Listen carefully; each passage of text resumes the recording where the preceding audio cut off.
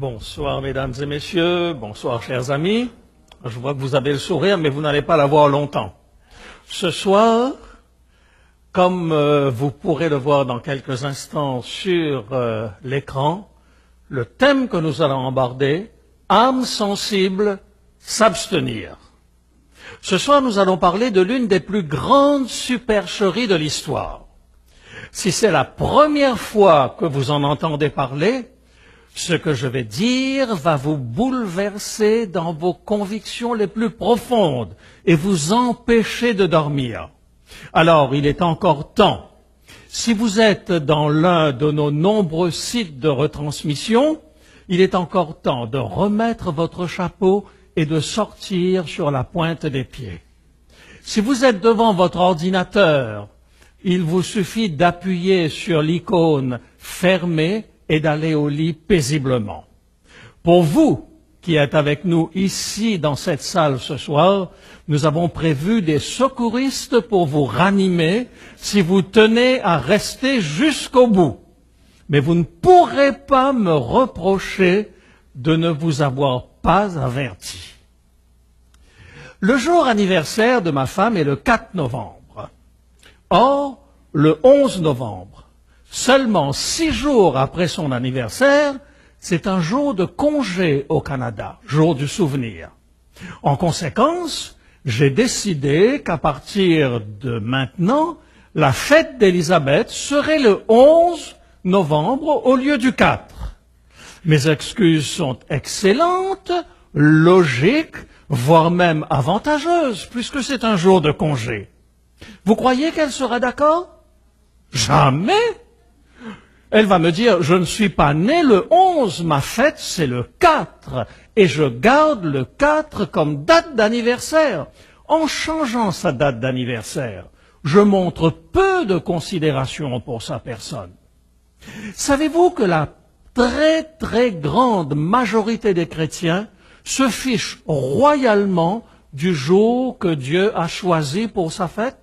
À propos, vous saviez que Dieu a choisi un jour pour sa fête? Lisons-le ensemble. Le 7e jour est le jour du repos de l'Éternel, ton Dieu. Car en 6 jours, l'Éternel a fait les cieux, la terre et la mer et tout ce qui est contenu, et il s'est reposé le 7e jour. C'est pourquoi l'Éternel a béni le jour du repos et l'a sanctifié. Ah, le 7e jour est le jour de ta fête? Je m'en tape complètement. Ah, tu as béni le 7e jour? Je m'en balance complètement. Ah, tu as sanctifié le 7e jour? Je m'en fiche complètement. Moi, j'ai décidé que ta fête, ce sera le 1er jour et non le 7e jour. Que ça te plaise ou non. Ah, le sabbat c'est bon pour les juifs, mais pas pour les chrétiens. Pourtant, ce n'est pas ce que je lis ici. Il n'est pas dit que le 7e jour est le jour du repos des Juifs. Il est dit c'est le jour du repos de l'Éternel, ton Dieu. Ah, j'ai encore mal compris. C'est le jour du repos du Dieu des Juifs et pas du Dieu des chrétiens. Je ne savais pas que Dieu le Père était juif. Et Dieu le Fils, lui, il est chrétien. Mais vous êtes des théologiens extraordinaires. Probablement, vous connaissez aussi la date de la circoncision de Dieu le Père s'il est juif. Si je vous scandalise, tant mieux. Parce qu'à longueur d'année, des théologiens et des pasteurs répètent en permanence cette ineptie, le sabbat c'était bon pour les juifs. Or, c'est clairement dit ici que c'est Dieu qui se repose le 7e jour. On aurait choisi le mardi ou le jeudi, j'aurais été moins scandalisé. Pourquoi? Parce que le Dieu des Juifs, Dieu le Père, avait pris la précaution de préciser que tout ce qui est en rapport avec l'adoration du soleil devait être strictement interdit. Regardez ce qu'il dit. Veille sur ton âme de peur que devant tes yeux vers le ciel et voyant le soleil, la lune et les étoiles, toute l'armée des cieux, tu ne sois entraîné à te prosterner en leur présence et à leur rendre un culte. Ce sont des choses que l'Éternel, ton Dieu, a données en partage à tous les peuples sous le ciel tout entier. Mais vous, l'Éternel, vous a pris et vous a fait sortir de la fournaise de fer de l'Égypte afin que vous fussiez un peuple qui lui appartient en propre comme vous l'êtes aujourd'hui. C'est si vrai que Dieu donnera des consignes précises à Moïse pour que l'orientation du sanctuaire et plus tard le temple de Jérusalem soit construit ouvert vers l'est afin que les adorateurs de Dieu ne confondent pas l'adoration du vrai Dieu avec l'adoration du soleil. Malgré toutes ces précautions, Israël est tombé dans le piège. Et il me conduisit à l'entrée de la porte de la maison de l'Éternel du côté du septentrion. Et voici, il y avait là des femmes assises qui pleuraient Tammuz. Et il me dit, vois-tu, fils de l'homme, tu verras encore d'autres abominations plus grandes que celles-là. Au début du solstice d'été, en rapport avec le soleil, les Babyloniens marquaient le déclin de la lumière du jour par des funérailles de 6 jours en l'honneur du dieu Tammuz. Et quelle est cette abomination encore plus grande que d'adorer Tammuz? Et il me conduisit dans le parvis intérieur de la maison de l'Éternel. Et voici, à l'entrée du temple de l'Éternel, entre le portique et l'autel, il y avait environ 25 hommes tournant le dos au temple de l'Éternel et le visage tourné vers l'Orient, vers l'Est, ils se prosternaient à l'Orient devant le soleil. Quel jour observaient les premiers chrétiens et Jésus lui-même? Jésus se rendit à Nazareth où il avait été élevé et selon sa coutume, il entra dans la synagogue le jour du sabbat. Je sais, il n'était pas encore mort, il n'était pas encore ressuscité, et bien sûr, en l'honneur de sa résurrection, il a remplacé le sabbat par le dimanche.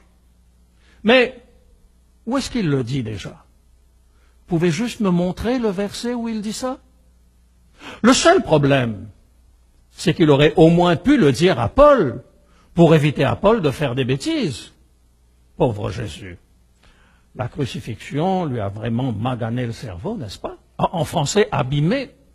Il a fait un oubli impardonnable. Et à cause de son oubli, Paul est resté juif. Regardez. Paul et Silas arrivèrent à Thessalonique où les Juifs avaient une synagogue. Paul y entra selon sa coutume pendant 3 sabbats. Il discuta avec eux d'après les Écritures, expliquant et établissant que le Christ devait souffrir et ressusciter des morts. Comment n'y ai-je pas pensé plus tôt? C'est sûr. À Thessalonique, il n'y avait pas d'église chrétienne. Et donc Paul a dû se rendre, bien malgré lui, dans une synagogue pour parler aux Juifs. Mais je vais vous faire une confidence. Même s'il n'a pas été crucifié, le cerveau de Paul n'était pas moins magané que celui de Jésus. Il oublie complètement de dire aux Juifs que le jour du repos a changé depuis la résurrection. Tenez. Paul et ses compagnons, s'étant embarqués à Paphos, se rendirent à Perge en Pamphylie. Jean se sépara d'eux et retourna à Jérusalem. De Perge, ils poursuivirent leur route et arrivèrent à Antioche de Pisidie. Étant entrés dans la synagogue le jour du sabbat, ils s'assirent. Après la lecture de la loi et des prophètes, le chef de la synagogue leur envoyèrent dire « Hommes frères, si vous avez quelque exhortation à adresser au peuple, parlez. » Je laisse tomber le discours de Paul. Paul se leva et ayant fait signe de la main, il dit « Hommes israélites, et vous qui craignez Dieu, écoutez. » Et il fait son discours. Lorsqu'ils sortirent, on les pria de parler le sabbat suivant sur les mêmes choses. Et l'apôtre Paul leur dit « Stop! On n'observe plus le sabbat, c'est dimanche qu'on se retrouve. » C'est ça que vous lisez dans le texte? Ils sortirent et on les pria de parler le sabbat suivant sur les mêmes choses. Et à l'issue de l'assemblée, beaucoup de juifs et de prosélytes pieux suivirent Paul et Barnabas qui s'entretèrent avec eux et les exhortèrent à rester attachés à la grâce de Dieu.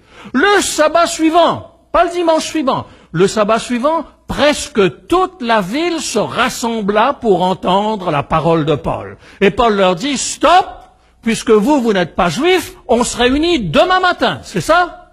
Absolument pas.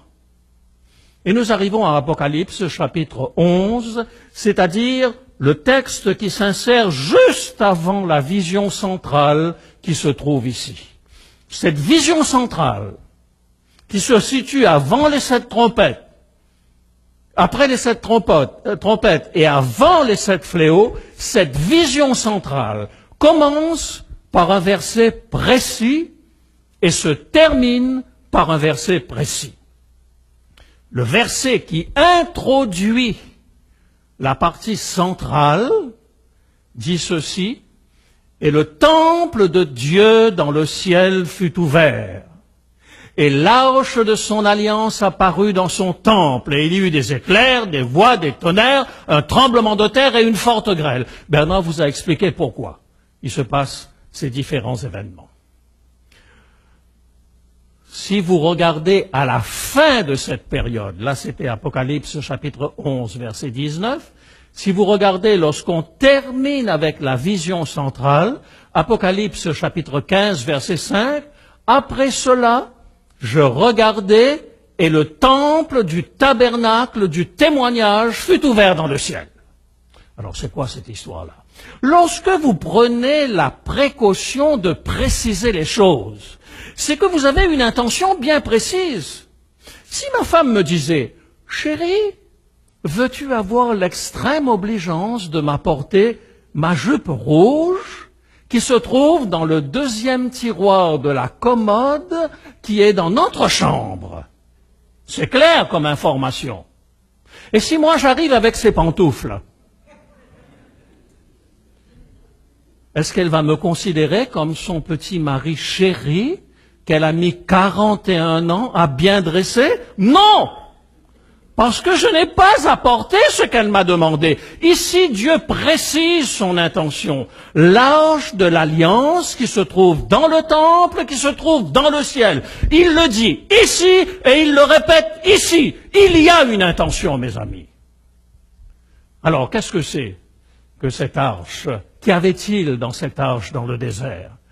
Moïse prit le témoignage et le plaça dans l'arche. Alors vous allez me dire, c'est quoi le témoignage? Laissons à la Bible le soin de répondre. Lorsque l'Éternel eut achevé de parler à Moïse sur la montagne du Sinaï, il lui donna les 2 tables du témoignage, tables de pierre, écrites du doigt de Dieu. À propos, saviez-vous que dans la Bible, il y a un chapitre qui n'est pas inspiré? Ah oui, mon ami, il y a un chapitre qui n'est pas inspiré, garanti. Et quand je te le dirai, tu me diras oui. Ah, tu ne le connais pas, ce chapitre? C'est Exode chapitre 20. Il n'est pas inspiré, parce qu'il est écrit du doigt de Dieu lui-même, n'est-ce pas? Le reste de la Bible, il est inspiré aux prophètes qui parlent de la part de Dieu, mais les 10 commandements sont écrits du doigt de Dieu. Lorsque l'Éternel eut achevé de parler à Moïse, il lui donna les 2 tables du témoignage, les 2 tables de la loi, tables de pierre écrites du doigt de Dieu. Et lorsque Moïse, lui, il écrit, où est-ce qu'il met ses écrits? Lorsque Moïse eut complètement achevé d'écrire dans un livre les paroles de cette loi, il ne s'agit plus des 10 commandements, mais de toutes les règles que nous retrouvons dans les livres de Moïse, il donna cet ordre aux Lévites qui portaient l'arche de l'alliance de l'Éternel. Prenez ce livre de la loi et mettez-le à côté de l'arche de l'alliance de l'Éternel, votre Dieu, et il sera là comme témoin contre vous. Dans le sanctuaire, on retrouve l'arche. Et dans l'arche, il n'y a rien d'autre que les 10 commandements. Et à côté de l'arche se trouvent les lois écrites par Moïse. Il y a une intention, mes amis. À ce stade de votre exposé, vous devez vous dire, le chrétien n'est plus sous la loi, mais il est sous la grâce.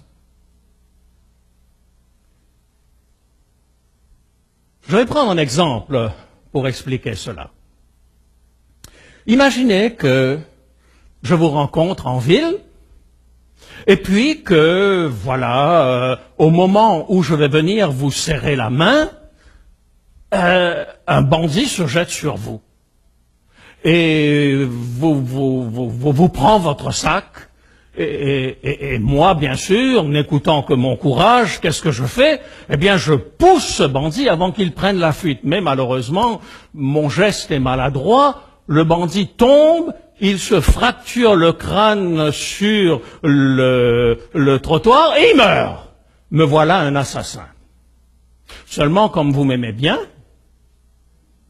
et surtout parce que vous avez envie de connaître les 4 autres sujets qui restent, vous allez me payer le meilleur avocat, n'est-ce pas? Et alors, devant le juge, le meilleur avocat va parler en ma faveur. Il va parler tellement bien qu'il va arracher les larmes à tout le monde dans la salle. Même le juge sort son mouchoir.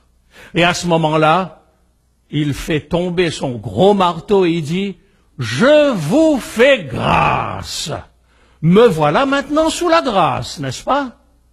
Je ne suis plus sous la loi, je suis sous la grâce. Je sors du tribunal et je vois quelqu'un qui a une tête qui ne me revient pas. Puisque je ne suis plus sous la loi et que je suis sous la grâce, je l'étrangle. Et quand je l'ai étranglé, je me retrouve devant le juge, mais j'ai même pas besoin d'avocat, mes amis. Parce que de toute manière, quand le juge va me dire « Vous êtes accusé d'avoir étranglé un homme parce qu'il avait une tête qui vous ne revenait pas », je dirai au juge « Monsieur le juge, je suis sous la grâce. Vous pouvez rien me faire. » Vous croyez que ça marche comme ça? Alors, comment est-ce qu'on peut croire que lorsqu'on est sous la grâce, il n'y a plus de loi? Sans la loi, il n'y a pas de transgression. Et sans transgression, il n'y a pas de jugement. Selon quelle norme Dieu va-t-il juger la terre? Il le dit clairement, selon la loi des 10 commandements, ils apparaissent au début et à la fin de la phase centrale du livre de l'Apocalypse. Bernard a raison de dire, le livre de l'Apocalypse est vraiment un livre de théologie. Savez-vous qui a décidé de changer le sabbat en dimanche? C'est même pas un chrétien. C'est un empereur païen qui d'ailleurs s'est fait baptiser le jour de sa mort sur son lit de mort. La religion personnelle de Constantin était un mélange de culte de Mithra et de christianisme. Selon Eusèbe, son biographe chrétien, il enseigna à ses armées à honorer avec zèle le dimanche, en s'y référant comme le jour de la lumière et du soleil. Vous faites le rapport maintenant? Une terminologie incontestablement païenne. Sunday, c'est le jour du soleil. Le dimanche, qui ne fut à ses débuts qu'un jour de célébration, est devenu, à cause de l'empereur Constantin, un jour obligatoire de repos. Tenez, regardez la loi qu'il a promulguée. Que tous les juges, les citadins et les artisans se reposent au jour vénérable du soleil et que tous les ateliers soient fermés. Cependant, dans les campagnes, les personnes qui s'occupent de l'agriculture peuvent librement et légalement poursuivre leurs activités. C'est dans le Code justinien, en date du 7 mars 321, 3 siècles après le début donc du christianisme. Constantin l'a imposé sans se référer à la théologie ou à la pensée chrétienne. En requérant que l'on s'abstienne de travailler au jour vénérable du soleil, il montrait quelle place occupait le soleil dans son adoration. La première loi en faveur de l'adoration du dimanche n'avait aucune saveur chrétienne. Mes amis, l'Église catholique est plus cohérente que les églises protestantes en ce qui concerne l'observation du dimanche. Le catéchisme catholique dit clairement que le sabbat est le jour d'adoration qui célèbre la création du monde par Dieu. Mais que l'Église a changé le jour du samedi au dimanche par l'autorité conférée au pape par Jésus. Vous pouvez contester le fait que Jésus ait donné autorité de changer les commandements au pape, mais la position catholique est cohérente avec sa théologie. Mais sur quoi repose le protestantisme pour observer le dimanche? Mes amis, nous pourrions discuter très longtemps sur ce sujet. Je vous affirme catégoriquement qu'il n'existe aucun texte, je dis bien aucun texte biblique qui autorise quiconque à remplacer le sabbat par le dimanche. Et les explications qui, soi-disant, reposent sur les quelques mentions du dimanche dans le Nouveau Testament ne sont absolument pas une preuve. J'aimerais terminer par une simple comparaison. La circoncision ne se trouve pas dans les 10 commandements. C'est une tradition purement juive instaurée par Abraham. Le jour où Paul s'est attaqué à la circoncision, savez-vous ce qu'il a fallu pour convaincre les Juifs? Et encore, la plupart des Juifs ont refusé d'accepter l'abolition de la circoncision.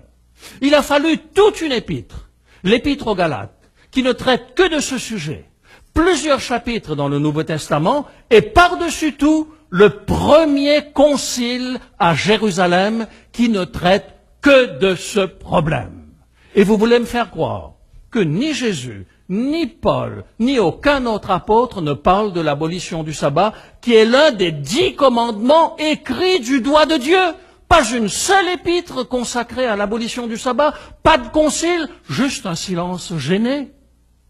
Si vous avez tant soit peu la tournure d'esprit d'un historien, vous comprendrez immédiatement que ceux qui s'appuient sur la Bible pour justifier le passage du samedi au dimanche, excusez-moi, sont soit des imbéciles ou des gens de mauvaise foi. Le message central de l'Apocalypse invite à craindre Dieu et à lui rendre gloire. Si Dieu est le Seigneur de ma vie, comment puis-je me moquer de sa loi? Comment puis-je continuer de dire Seigneur, Seigneur et ignorer la parole de mon Seigneur? Car ceux qui me disent Seigneur, Seigneur n'entreront pas tous dans le royaume des cieux, mais celui-là seul qui fait la volonté de mon Père qui est dans les cieux. Et le Père au ciel, Jésus n'en a pas deux. L'un juif observant le sabbat et l'autre chrétien observant le dimanche. Au jour du jugement, une seule loi apparaîtra dans le ciel. L'alliance éternelle de Dieu avec les hommes de tous les temps. Les 10 commandements. Ne serait-il pas temps de faire de Dieu, du vrai Dieu, le Seigneur de notre vie?